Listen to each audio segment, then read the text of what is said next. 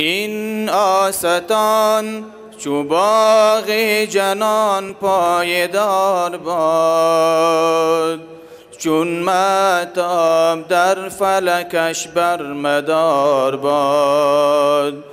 چون کو سرفراشته در روزگار باد، چون فرش بر ثبات خود امیدوار باد.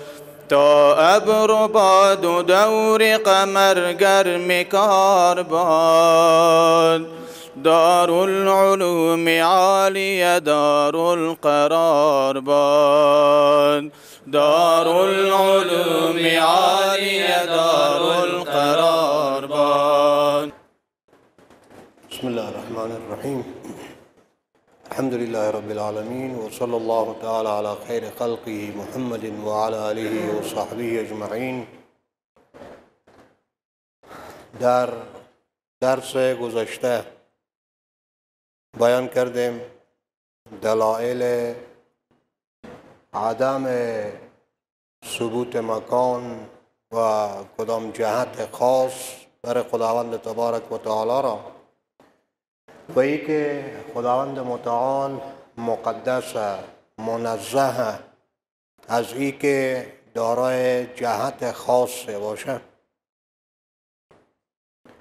در این حال میبینیم که در قرآن عظیم الشان و در احادیث پیغمبر خدا علیه الصلاة والسلام بعض نسبت‌های خداوند متعال میشه، یعنی به الله متعال ید ثابت میشه، ید الله فوق ایدیهم. همچنین ساق، یوم یکشف عن ساق و یدعون الى السجود فلا یستطیعون. و عین واصنع الفلک باعیننا، وجه کل شیء هالک الا وجهه. و به می ترتیب نفس، طوری که جناب حضرت عیسی روح الله علی نبینا و علیه الصلاة والسلام بیان می فرماید در قرآن عظیم الشان، حکایت از ایشان شده که تعلم ما فی نفسی ولا اعلم ما فی نفسک. و همچنین در احادیث مبارک نبی خدا علیه الصلاة والسلام اصبع برای خداوند ثابت شده. قلوب ابن آدم بین اصبعین من اصابع الرحمن یقلبها کیف یشاء. و در روز قیامت یضع الارض علی هذه و السماوات علی هذه، که زمین و آسمان را بر اصبع خود میگذاره پروردگار. کف نسبت به پروردگار ثابت شده در احادیث نبی الله علیه الصلاة والسلام. یمین حجر الاسود یمین الله، کلتا یدی الله یمین. این چیزهایی که در احادیث مبارک میبینیم، حق و اینا همگی الفاظیه که به ظاهر در عرف ما و شما معنی خاص را میده و به احادیث و آیات نسبت به پروردگار ثابته. همین چیزها را اهل السنت والجماعه رحمهم الله تعبیر میکنن به صفات متشابهات. متشابهات این جمع متشابه. متشابه عبارت از همونطور چیزی که غیر معلوم المراد باشه. میگم این چیز متشابه. در اصول فقه هم ما و شما متشابه داریم به معنای غیر معلوم المراد. مراد و معنای حقیقی او معلوم نبودن یا مطلق معنی او معلوم نبودن. نسبت به صفات متشابهات هم همین معنا که معنای و مراد همین لفظ معلوم نیه با ما و شما. یعنی چه؟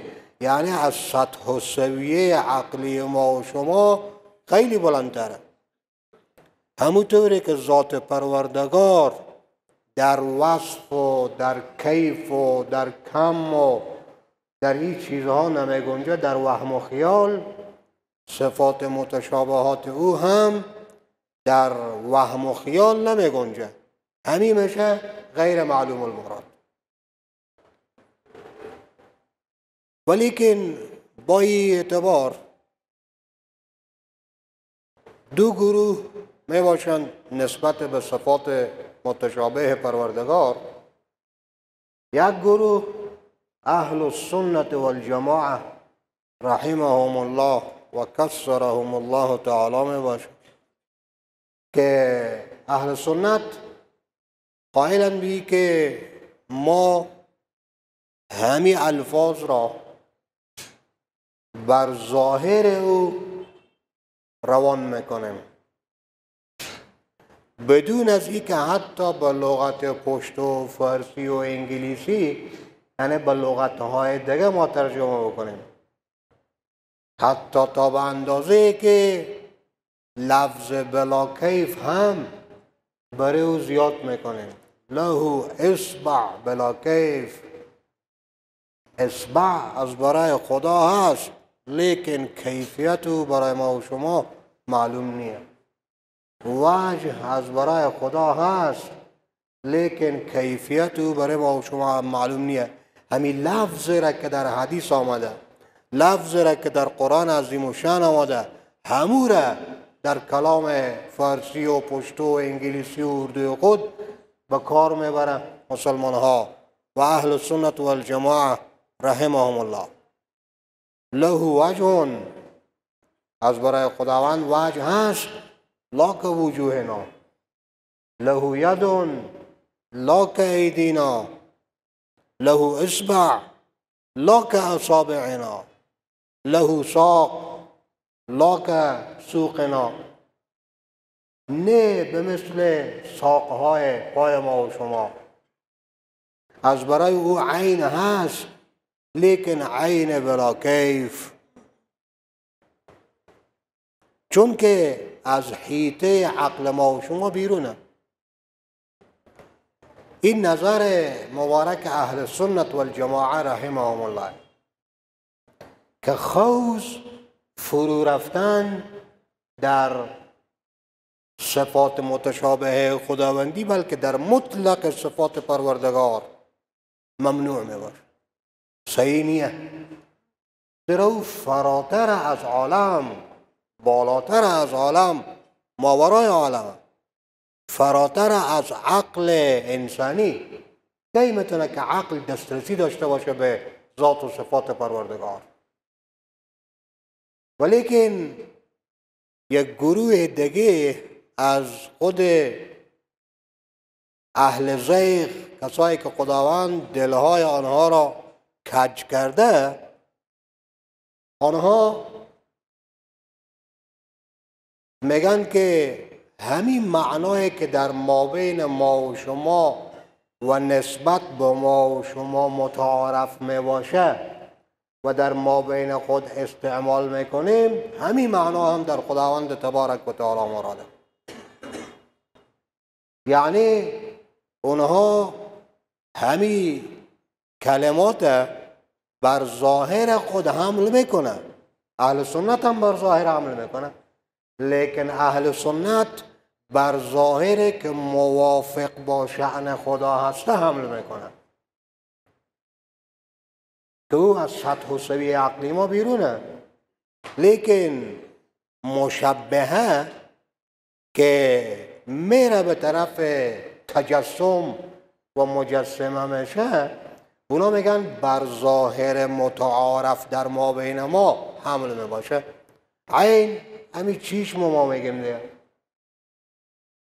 ساق همین ساق پا را میگیم، وجه همین رخسار را گفته میشه و به این ترتیب کف همین کف دست را گفته میشه. کنف، کنف الرحمن، کنف در لغت ما و شما یعنی همین خود شانه و به این ترتیب اصبع همین انگشت گفته میشه. حق و همین کمربند یا ازاربند گفته میشه. پس همونطوری که نسبت به خود ما همین الفاظ استعمال میکنیم، معاذالله این گروه از اهل زیغ و مشبهه اینا را بر خداوند هم همینطور اطلاق میکنن. خداوند میگه چشم داره، خداوند ساق پا داره، خداوند معاذالله دست داره مثل دست ما و شما، خداوند معاذالله انگشت داره مثل انگشتان ما و شما، خداوند کمربند و ازاربند داره معاذالله مثل که ما و شما داریم. که چون اینا تشبیه میدن پروردگار را که ماورای عالم با عالم مشاهد به انسان، از این جهت اینا را مشبهه گفته میشه و آخر تشبیه میره به طرف تجسیم که معاذالله همونطوری که ما جسم هستیم، این چیز و این اندام، این عضو و این عضو در ما موجود، در خداوند تبارک و تعالی هم معاذالله میگن موجود. از خداوند تبارک و تعالی هم نتیجه کلام زینا مساویه با ای که او جسم باشه. که هر کسی که قائل به تجسم خداوند تبارک و تعالی باشه او کافر. پس فرق در مابین نصرانی ها و در مابین یک شخصی که مسلمان و اهل سنت خود را میگه و لیکن قائل به تجسم خدا می باشه چیه؟ او هم میگه حضرت عیسی خداه، خدا حلول کرده در حضرت عیسی روح الله علیه السلام، خدا را جسم میدانه، یهود خدا را جسم میدانه. پس فرقی چی شده؟ در عین حال اهل سنت والجماعه رحمهم الله و دو نظر می باشند. یک نظریه که همون چیزی که ظاهر آیه، همون چیزی که ظاهر حدیثه نسبت به صفات متشابهات، همون رو ما اراده میکنیم، به همون ایمان داریم و فرو نمیریم بی که از این چی مراد می باشه، چگونه می باشه این چیز از برای خدا. و میگن که دور کردن لفظ از ظاهر آیه و حدیث این ممنوعه، حرامه. چرا؟ به خاطری که به طرف یک راه غلط با سوق نخوره انسان، به فکر خود یک معنای بیان میکنه که او معنا حقیقتا در خداوند تبارک و تعالی محاله که موجود باشه. و همچنین در این صورت اگر بیایم ما یک معنی عامر بگیریم نسبت به پروردگار که در ما بین خود استعمال میکنیم، بگیم مراد از عین همی خود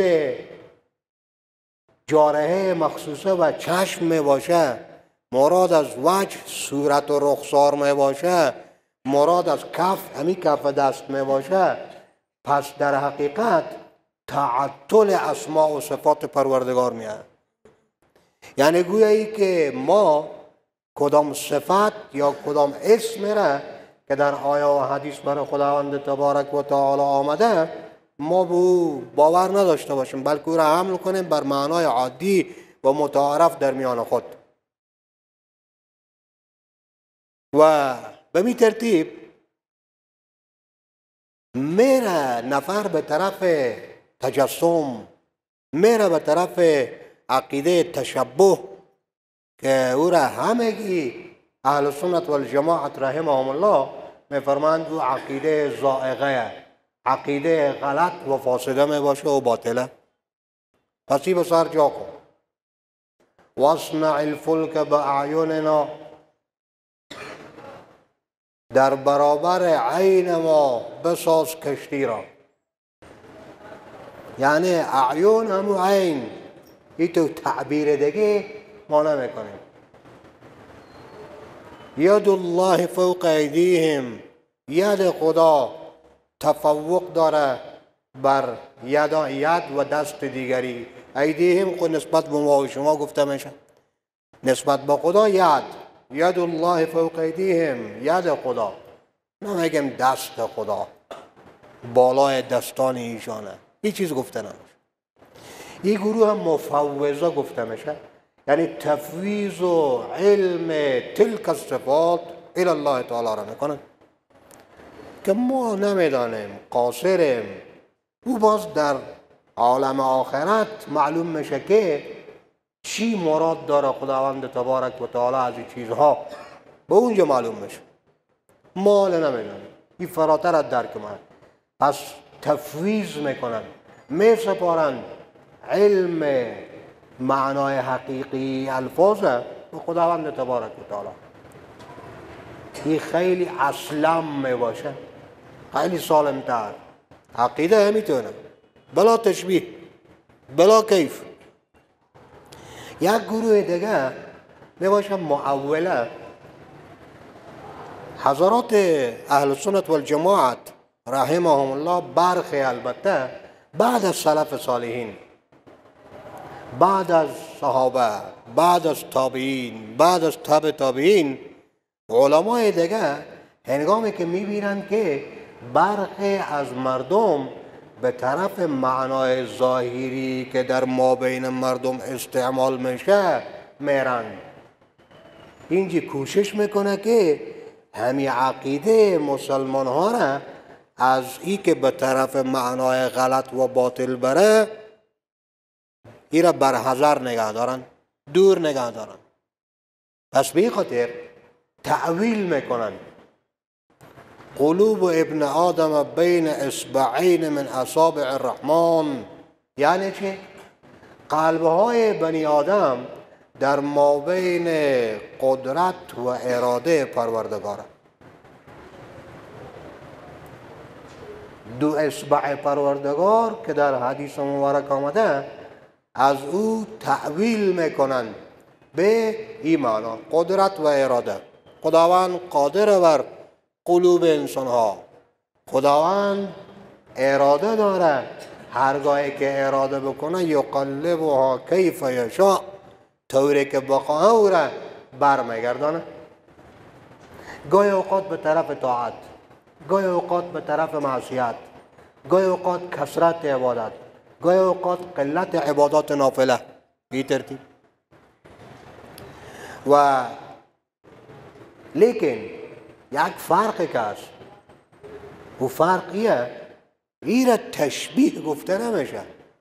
یعنی گروه از اهل سنت والجماعت رحمهم الله اینطور نیه که این مشبهه باشه، نه، بر او طور معنای که موافق با کتاب الله باشه، موافق با سنت پیغمبر خدا علیه السلام باشه، موافق با اجماع امت باشه، به او طور معنای. قدرت از برای خدا در کتاب و سنت و اجماع آمده، اراده ثبوت او برای خداوند تبارک تعالی صفت ذاتی پروردگار آمده. پس اگر تعویل باشه به این دو صفت، کدام مشکل بروز نمیکنه. لیکن باز هم یک قید دیگه هم، او قیدیه که با ای که تعویل میکنن اما میگن که والله اعلم به حقیقت الامر، یقین و باور کلی که 100% مراد از اصبعی الرحمن همین چیز باشه که ما میگیم نیه. یک تعویلیه به خاطری که از عقاید باطل دیگه او را نجات بده. نه بی معنا که اصبعین از برای پروردگار یا اصابع از برای پروردگار نباشه. یعنی با ای که معتقد هستیم بی که اصابع، وجه، ید، کف، فلان فلان از برای پروردگار هسته ای صفت ها، و مراد حقیقی او را خدا میدانه، یک توجیه صحیح همیه که اینطور باشه. مثل که در باب مشترک و معول ما و شما میگیم که مراد از همین لفظ همین چیز میتونه باشه به اساس قرینه، همین قرینه تقاضا میکنه که همین مراد باشه. اما اینطور 100% خو نمیتونیم تیقن بکنیم به این که حتما همیه، دیگه چیز بالکل نمیتونه باشه. جناب حضرت علامه تقی الدین ابن دقیق العید رحمه الله اونا میفرمایند که تعویل مطلقا میتونیم بکنیم لیکن با همی طرق. جناب حضرت علامه ابن الهمام کمال الدین صاحب فتح القدیر رحمه الله میفرماید که تعویل همیشه هم دست به تعویل نمیبره. در جایی که خوف فساد عقیده امت باشه او را به یک معنایی که موافق با شریعت و اصول شریعت باشه او را حمل میکنیم. همیشه نه، یعنی به اساس ضرورت ها. وقتی که ببینیم که در این نفر به طرف جاده کج میخواه بره، به طرف بیراهه میخواه بره، به اونجا میگیم که مراد از این لفظ این چیز میباشه. این چیزی که تو میگی به طرف تجسیم و تشبیه پروردگار با انسان میری، این چیز بالکل ممنوعه و مستلزم رسیدن به خود یک منجلاب کفر میشه. از جمله متشابهات میباشه الرحمن علی العرش استوا، که برخی از برادرها بازی خوردن دیگه. ظاهربینی، ظاهرنگری همین مشکلات با بار میاره. حقیقت اندیشی انسان از هر مشکل رهایی میده. اهل سنت والجماعه حقیقت اندیش میباشه و دوراندیش میباشه. اینطور معنای نکنیم نسبت به صفات پروردگار که تشبه خدا با کی بیاد؟ با انسان، با مخلوق.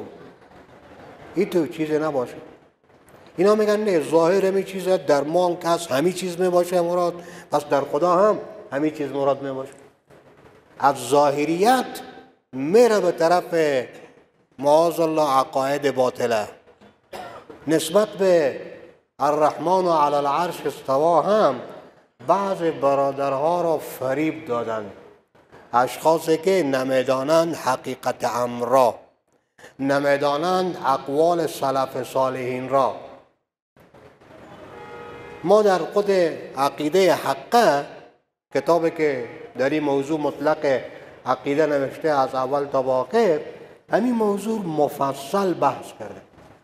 موضوع خود صفات متشابهات و الرحمن علی العرش استوا را، به خاطری که مطلب خوب واضح باشد، مضمون نباشد. این عبارت خود بعضی کتاب ها را ما به شما میخونم از سلف صالحین رحمهم الله تعالی.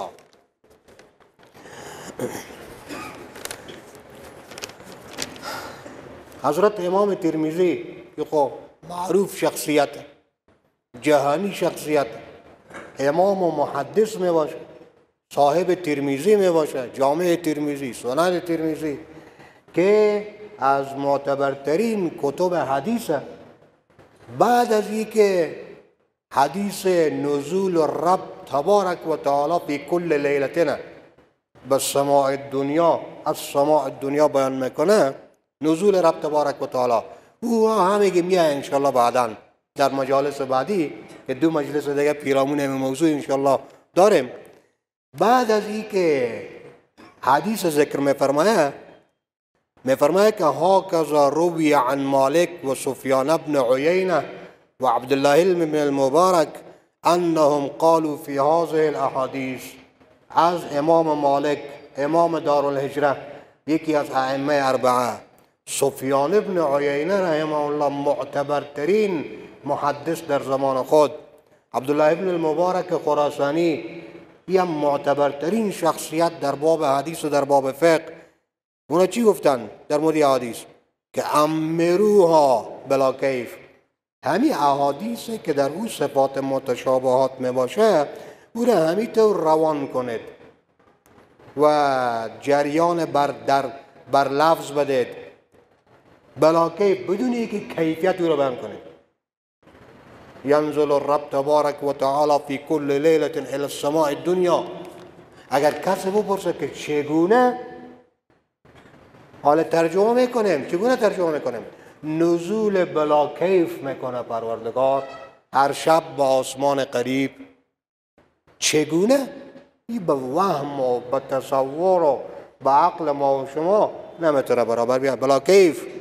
و هکذا قول اهل العلم من اهل السنت والجماعه. قول اهل سنت و جماعت همگی میتونه که ایمان داشته باشیم به می صفات متشابهاتی که در قرآن عظیم و شان و احادیث پیغمبر علیه السلام کیف و میف نگیم که این چگونه، چطوره، به عقل ما جور در نمیآید، یا ای که او را بیایم به نزولی هازا تعبیر بکنیم، مثل پایین شدن موری که من از خود عرش خود و از کرسی و چوکی خود پایین میشم، این تو چیز نباشه. عبدالقاهر بغدادی رحمه الله کتاب داره به نام الفرق بین الفرق. این کی هست؟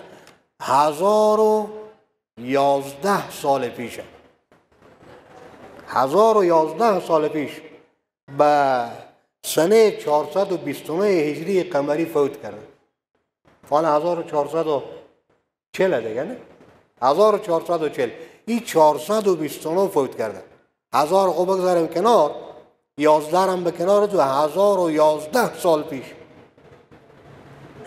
این جوجه هایی که عالمیان اینا 100 سال میشه، 150 سال میشه که بالکل اهل سنت به اهل بدعت تبدیل کرده. خودخور که مبتدع می باشه میگه ما اهل سنت واقعی ماییم. او 1011 سال پیش کتاب، یعنی وفات زوبی وقته 1011 سال پیش، این که 200 سال 4 سال 5 سال پیشتر از وفات خود کتاب تصنیف کرده. و خود جا کو بگذار در صفحه 333 الفرق بین الفرق نسبت به می الرحمن علی العرش استوا چی میفرماید؟ از حضرت علی کرم الله وجهه، صحابی پیغمبر، داماد پیغمبر، پسر عموی پیغمبر علیه السلام، خلیفه چهارم اسلام، از اونا نقل میکنه که ان الله خلق العرش اظهارا لقدرته.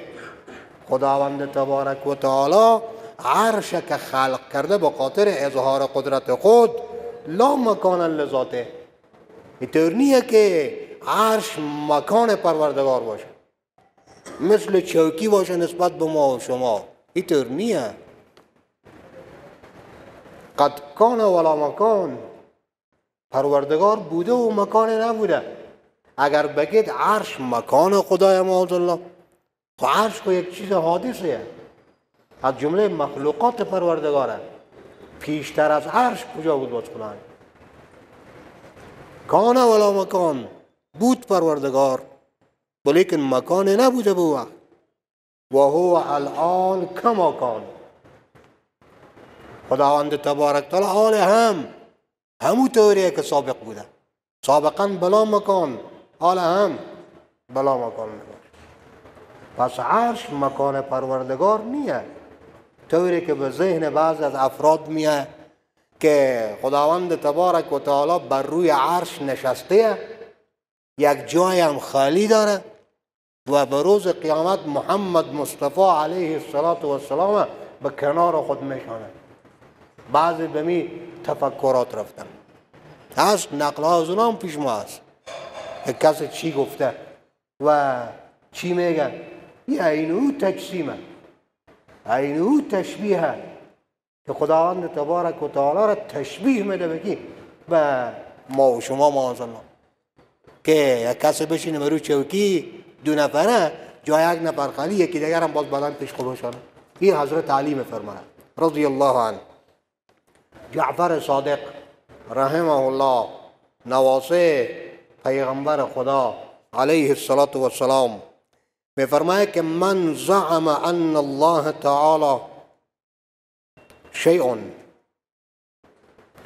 او من شیء او علی شیء، خداوند تبارک و تعالی مثل ما و شما یک چیزه، معاذ الله معتقد باشه به چیز و خدا مثل ما و شما جسمه، او من شیء یا که از یک چیز گرفته شده، او علی شیء یا که بر یک چیز هست، او فی شیء یا که در یک چیز هست، در یک چیز، بر یک چیز و از یک چیز، فقط اشرک بالله تعالی، او با خدا شریک گرفته.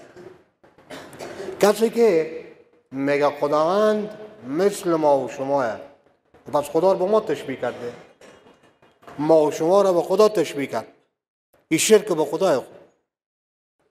کسی میگه خداوند از یک چیزی گرفته شده، فرزند از والد گرفته میشه، خویی مثل او نباشه. وقتی که بگه خدا از یک چیزی گرفته شده، پس او چیز مثل خدا. حالا که خدا چی میفرماید؟ لیس کمثله شیء و هو السمیع البصیر. اگر بگه خدا بر یک چیز هست، یعنی صاحب مکان میباشه، فقط اشرک بالله، زیرا ما صاحب مکانه. از خدا را با ما تشبیه داده، معاذ الله، فقط اشرک بالله. زیرا در این صورت ها یا خدا محصور میشه. اگر بگیم فی شیء، آب در کوزه، آب محصور شده. اگر بگیم خدا من شیء، در این صورت که حدوث پروردگار میاد، قدمت پروردگار از بین میره. اگر بگیم علی شیء، خدا محمول شد. محمولیت، محصوریت و حدوث همگی از صفات امکان و ممکن میباشه. خدا کی ممکن؟ خدا کی حادث؟ این گفته حضرت جعفر صادق رحمه الله. ابو حنیفه رحمه الله چی میفرماید؟ در کتاب الوصیت خود صفحه 10 میفرماید که و نقر بان الله تعالی علی العرش استوى. اقرار و اعتراف مؤمن طایفه باید میته باشه. اهل سنت خسر جا کن، مؤمن طایفه باید میته اقرار داشته باشه که الرحمن علی العرش استوى. لیکن چگونه؟ من غیر ان یکون له حاجه، بدون اینکه خدا محتاج به کی باشه. اگر بگیم که عرش مکان خدا، یک احتیاج شخص و احتیاج ذات به مکان آمد. من غیر ان یکون له حاجه و استقرار علیه، طوری که ظاهریه میگن، بدون از اینکه مستقر باشه. ما هنگامی که به می جاها خود نشسته مستقرن دیگه، به اونجا استقرار داریم. به هر جا که بشینید شما، همین مایی که به میجه بگذارید، ما یک استقرار پیدا کرد. قلم و عینه که به میجه بگذارید، او استقرار پیدا کرد. به هر جایی که بگذارید، همون مکان میشه مستقر. من غیر ان یکون له حاجه و استقرار علیه، بدون از اینکه مستقر باشه پروردگار بر خود عرش. و هو حافظ العرش و غیر العرش، خداوند حافظ عرش و غیرش همگی که هست. لا یعوده حفظهما و هو العلی العظیم. حافظ عرش و غیر عرش خداوند تبارک و تعالی، من غیر احتیاج الیه، بدون از اینکه به آسمان ها، به زمین، به عالم، به عرش و کرسی نیاز داشته باشه. امام مالک چی میفرماید؟ همگی ائمه اربعه، اهل سنت اون میگه ائمه اربعه، اما بغیر از ائمه اربعه دیگه اهل سنت نداریم. خب یا متبعی امام، یا متبعی امام، یا متبعی امام، یا متبعی امام. در غیر از او میشه متبع هوا و هوس، متبع شیطان. امام مالک رحمه الله این که نقل میکنه امام بیهقی شافعی رحمه الله در کتاب خود به نام الاعتقاد، کتاب داره به نام الاعتقاد، از عبدالله ابن وهب به سند جید سند معتبر روایت میکنه که امام مالک رحمه الله نشسته بود به داخل اتاق و شاگردان هم نشسته بودن. یک نفر وارد شد، این در مورد الرحمن علی العرش استوا پرسان کرد که کیف یستوی الرحمن علی العرش استوا، خداوند چگونه بر عرش استوا میکنه. فاطرق راسه، امام مالک رحمه الله سر غرفه انداخت، تفکر و عرق سراسر وجود مبارک فرا گرفت. هیچ تو بی عقله که از کیفیت استوای پروردگار سوال میکنه. دست او به می پایین نمیرسه، او به بالا چنگ مندازه، به پروردگار چنگ مندازه. چی فرمود آخر؟ فرفع رأسه و قال الاستوا معلوم، استوا معلومه. یعنی چه؟ یعنی ثبوت او در کتاب و سنت آمده ده. الرحمن علی العرش استوا والکیف مجهول، چگونه بودن، چگونه و چطور بر خود عرش استوا نمودن مجهول. والایمان به لازم، ایمان به استواء پروردگار علی العرش لازمه. چرا؟ آیات قرآنیه ده، به مضمون آیات قرآنی و به خود آیات قرآنی باید ایمان داشته باشه. و السؤال فیه بدعه یا و السؤال عنه بدعه، سوال کردن از او بدعته. اخرجوه من بیتی، این را از پیش بیرون کنیم. این خبیث، این کسی که در مورد کیفیت بیان میکنه پس معلومه که به ذهن شیطان را پیدا کرده. اخرجوه، این بیرون کنه. این چیزیه که امام بیهقی رحمه الله به سند جید از عبدالله ابن وهب عن مالک ابن انس رحمه الله امام دارالهجره ذکر میفرمه. به می ترتیب ربیعة الرای استاد امام مالک صاحب این همی جواب از امام مالک صاحب نقل میکنه که امام مالک همی طور فرموده در جواب کسی که سوال کرده پیرامون الرحمن علی العرش استوا. امام شافعی چی میفرماید رحمه الله؟ محمد ابن ادریس الشافعی القریشی آمنت بلا تشبیه، ایمان دارم به استوای پروردگار الرحمن علی العرش استوا، تشبیه نمیدم بی که مثل استواء فلان بر فلان، اینطور نه، مثل و لفظ مثل و کاف و فلان این چیز نمیارم. و صدقت بلا تمثیل، تصدیق میکنم، باور دارم به صدق گفته پروردگار، مثال هم نمیارم با خاطر فهم مردم بزنه یک تمثیل بزنم. نه، همین تمثیل درسته به خاطر روشنایی مطلب شاید باشه، لیکن به نظر مردمه که غافل و جاهل باشه او تجسیم باز ببار میاره. و صدقت بلا تمثیل و اتهمت نفسی فی الادراک، خود خور به ای که فهم معنای مراد این لفظ کرده باشم من قاصر میدم، متهم میدانم نفس خود را به ای که او بتانه فهم بکنه، درک بکنه حقیقت معنای الرحمن علی العرش استوا. و امسکت عن الخوض فیه کل الامساک، باز میدارم خود را از ای که من تفکر بکنم و تدبر بکنم و فرو برم در تحقیق معنای الرحمن علی العرش استوا. نه، کل الامساک، به نهایت درجه خود از این چیز باز میدارم. مبادا این خوض و این فرو رفتن انسان به جایی که در بحر معرفت فرو ببره در منجلاب فساد و در منجلاب گمراهی انسان ببره.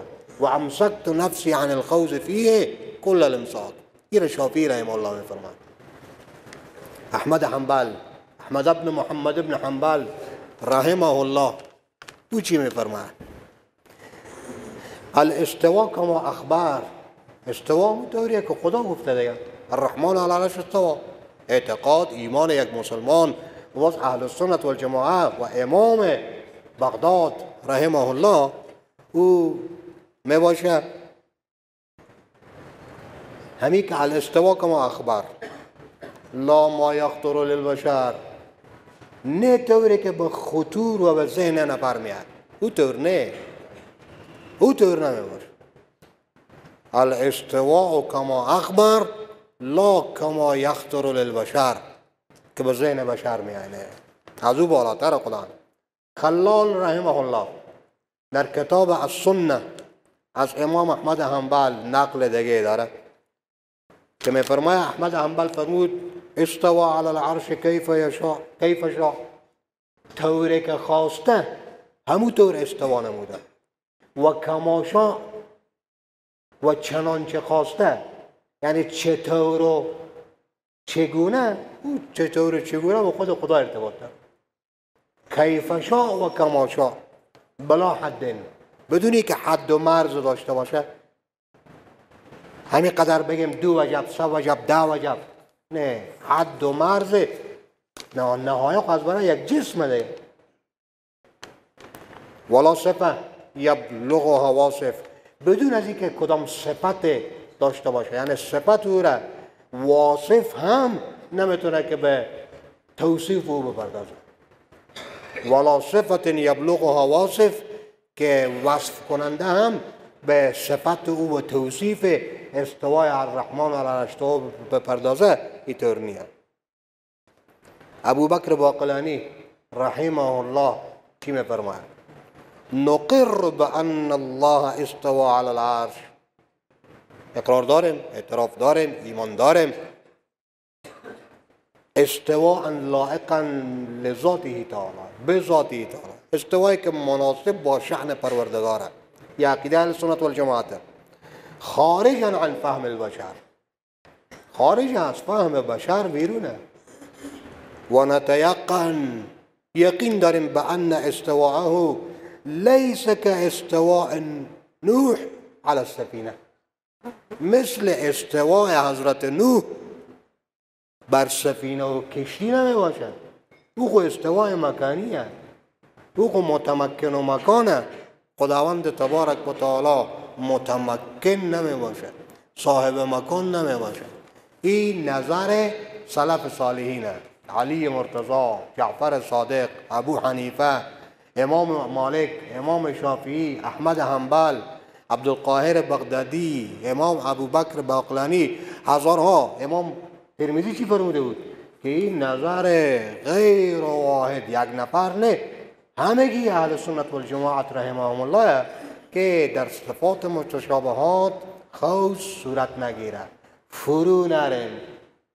این چیزیه که نظر اهل سنت والجماعت. سلف صالح نمیره میگه، صحابه میره میگه. پس چرا خود مونده میکنه یک نفر؟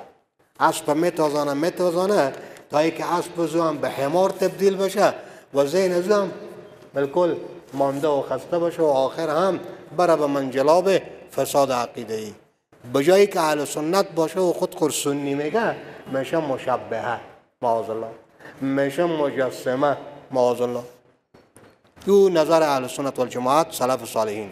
در مورد تعبیر خود الرحمن علی العرش استوى، یک گروه دیگه از اهل سنت تعبیر میکنن و شبهه های با عنوان دلیل که در این آیه اینطور آمد، در این حدیث اینطور آمده، عین الله قالت فی السماء یا اشارت الی السماء یا فلان.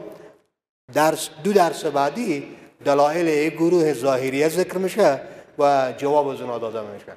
پس این سوالاتی که حال شده اینا رو میگذاریم به همو خود درس ها، و ضمن درس ها همه سوالات هم میاد هم جواب داده میشه انشالله.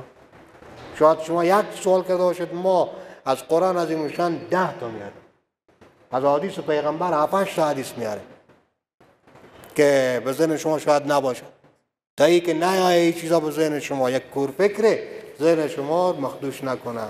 و صلی الله تعالی علی خیر خلقه محمد و علی آله و صحبه اجمعین. اصول دین بر چند قسم است. بعضی از مردم میگن بر 8 قسم است. درست است؟ آخری 8 قسم اهل تشیع میگن. صحیح شد؟ اگر شیعه خوب دیگه. اهل سنت 3 تا دارن: ایمان، توحید، معاد. یعنی توحید، معاد، رسالت. این آیه مبارکه چی توجیه دارد؟ آمنتم من فی السماء. گفتیم همگی مشکلات میاد، ما بیان میکنیم پیش از اینکه شما بیان میکنیم. ما با عنوان سوال مطرح میکنیم و جواب بزرم لا موجود الا الله که بعضی در ذکر میگویند چی معنا دارد. این هم در درس های سابقه همگی گفته شد. وحدت الوجود، وحدت الشهود گفته شده. بپیوندید به کی؟ گنجینه. بعضی از مردم میگویند همین شیء اول به خدا سپردم، دوم به شما. این چنین عقیده است؟ در بخاری شریف میتونه است که یک باب مستقل بیان میکنه امام بخاری رحمه الله که بالله ثم بک، اول به خدا دوم به تو. صحیح.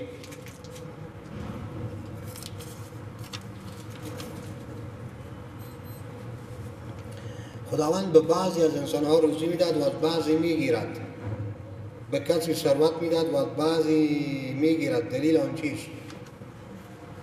فکر کنیم مالک ارزاق، ان الله هو الرزاق ذو القوة المتین، و همین خود او برمیگرده به صفات فعلی پروردگار. کل یوم هو فی شأن، هر روز و هر لحظه در یک شأن می باشه پروردگار. و یکی رزق میده تا یکی ببینه یک طاغی و باقی نمیشه، شکر نعمت. از یکی میگیره تا یکی صبر بکنه بر نداشتن نعمت، میزان صبر او را برآورده بکنه. که به دروازه آمریکایی‌ها میره یا یکی نه صبر میکنه بر خود فقر خود و بری امورات. خداوند قبل از خلقت انسان در کجا قرار داشت؟ اول گفتیم دیگه نه کان ولا مکان والآن کمکان. مکان از برای خدا نیست. فهمیده شد انشاءالله؟ صحبت ما به سر همین موضوع جهت است. فرق بین شکور و شاکر. این به اعتبار مبالغه. شکور وزن فعول، مبالغه در او بیشتر. آیا اطلاق هر دو با خداوند می شود؟ ان الله شاکر علیم. و به این ترتیب بنده هم عبد الشکور که میگه و قلیل من عبادی الشکور، شکرگزار. و شکور الشکور از که عبد الشکور میگم دیگه. آیا ایمان در قلب وجود دارد؟ این مسئله که گفتیم پیشتر هم به درس‌های حدیث هم بیان کردیم که بعضی میگن که اگر این قلب جراحی شد، قلب کافر به او انداخته شد، ایمان این چی میشه؟ ایمان در این قلب جسمی نمیباشه، بلکه فراتر از قلب جسمی. امام غزالی میفرماید که دیگه قلب هست که او مثل تقریبا بگم محیط بر قلبگیه، بر قلب جسمی باشه. این انشاءالله باید نوشتن میکنیم. الخبیثات للخبیثین و الخبیثون للخبیثات، که میگن که مثلا آسیه خانم فرعون بود و جناب حضرت نوح علی نبینا و علیه السلام خانم او باز کافر بوده، بالکل چپ سر چپه. این حضرات مفسرین میفرمان که الخبیثات للخبیثین یعنی الکلمة الخبیثه للاشخاص الخبیث، گپ‌های زشت و بی‌معنا از نفرهای بی‌معنا و لاابالی میاد. پیامبر به شب معراج به آسمان‌ها رفت قاب قوسین. این مسئله یکی از دلایل مشبهه همین باشه، اینم بعداً بیان میکنیم که اینا میگن چون به آسمان‌ها رفت پس خدا در آسمان‌ها نه. همگی از اینا بیان میشه، همگی از اینا. الله فی السماء یخافون ربهم من فوقهم هو القاهر فوق عباده و کتب کتابا عنده فوق العرش و فلان. همگی گفتیم که این چند تا ما 10 تا میاره. صحیح شده که به این تشبس میکنن، به این تشبس میکنن، به این دلیل میگیرن، به این وهم میکنن، به این فلان، که همگی وهمه، دلیل نمیتونن بگیم، وهم به ذهن او یک چیز آمده، همگی را ذکر میکنن. در شب معراج خداوند در حالی از نور دیدن پیامبر خدا اونا را، در حالی که نور جسم است. این سخن چی معنا دارد؟ صحیح، نور النور. حضرت ابوذر غفاری که روایت میفرماید. و لیکن یا مثلا لو کشف عن سرادقاته لا احرقت سرادقات پروردگار، میسوزانه همگی را. نه همین صفات متشابهات. این نوره که ما شما میگیم، گفتیم اون ظاهر بینی میره به طرف کی گمراهی میره. نوره، این نور مثل نور خورشید پس جسم و فلان، همه اینا انشاءالله میاد، همگی میاد. در حدیث شریف آمده که در روز قیامت خداوند را همچون مهتاب مشاهده میکنیم در حالی که این یک سمت و جهت است. چی معنی داره؟ نه سمت و جهت نیست، انکم سترون ربکم ولا تضامون کما لا تضامون فی رؤیة القمر، طوری که در دیدن مهتاب و خورشید ما و شما هیچ کس با یکدیگر مزاحمت نمیکنیم، همگی طور علیه مهتاب ببینه به اون ترتیب پروردگار دیده میشه. این میره بحث به سر انشاءالله رویت پروردگار در مسئله معاد انشاءالله، به اونجا مفصل بحث میشه که معتزلی ها معتقدن به این که رویت نیست چون خدا در جهت و فلان. همین معتزلی هم قائل به که خدا هم صاحب جهت و مکان است. صحیح شد؟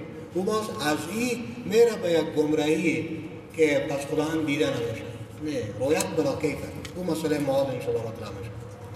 درست است که بعد از کشته شدن منصور حلاج از قطعات خونشان نام الله نوشته میشد. ممکنه باشه. چرا؟ به خاطری که او به دیگه عالم معرفت بوده. بله. بعضی ها میگن که اشاعره و ماتوریه تمام صفات خداوند را قبول ندارند. واقعیت چیست؟ یعنی چگونه قوال ما درس عقیده که میدون قلبی عقیدگیه ماتوریدی و اشعریه. او کسی که معتقد به صفات پروردگار نمی باشه او می باشه جهمیه. باز خصوصا نسبت به همین صفات متشابهات این دروغه، باطان محض. صلی الله تعالی علی خیر خلقه محمد و علی آله و صحبه